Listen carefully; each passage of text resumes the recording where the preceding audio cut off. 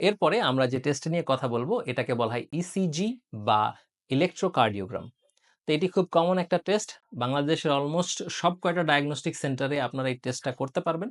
তো বেসিক্যালি কি হয় এই টেস্টে আমাদের হার্টের ভিতরে কিছু ইলেকট্রিক্যাল অ্যাক্টিভিটি আছে। তো হার্ট যখন পাম্প করে হার্টের ভিতরে কিছু ইলেকট্রিসিটি দৌড়াদৌড়ি করে এখান থেকে ওইখানে। তো এটা আমাদের শরীরে বিভিন্ন জায়গাতে আমরা তার লাগিয়ে সেই যে ইলেকট্রিসিটিটা আছে এটা কিন্তু কাউন্ট করা যায়। তো এটা যখন কাউন্ট করা হয় তখন একটা হিজিবিজি একটা রেখার মতো একটা কাগজের উপরে আসে।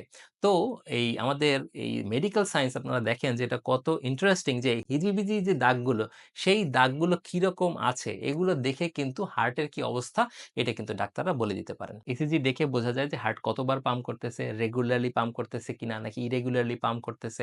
এই যে হিজিবিজি দাগগুলো দেখা যায় এগুলো কখনো যদি কোনোটা উপরের দিকে উঠে যায়, নিচের দিকে নেমে যায়, ভাঁজ হয়ে যায়, সেগুলো দেখে কিন্তু আমরা হার্ট সম্পর্কে অনেক কিছু প্রেডিক্ট করতে পারি।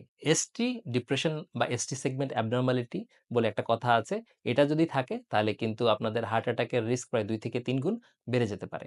এর পাশাপাশি এরিথমিয়া বলে একটা কথা আছে, যখন আপনাদের হার্ট অ্যাবনরমালি পাম্প করে। একটা রিদমে যখন পাম্প না করবে, অ্যাবনরমালি যখন পাম্প করবে, বিশেষ করে ভেন্ট্রিকুলার এরিথমিয়া যদি থাকে তাহলে কিন্তু হার্ট অ্যাটাক হওয়ার ঝুঁকি প্রায় ৮ থেকে ১০ গুণ বেড়ে যেতে পারে।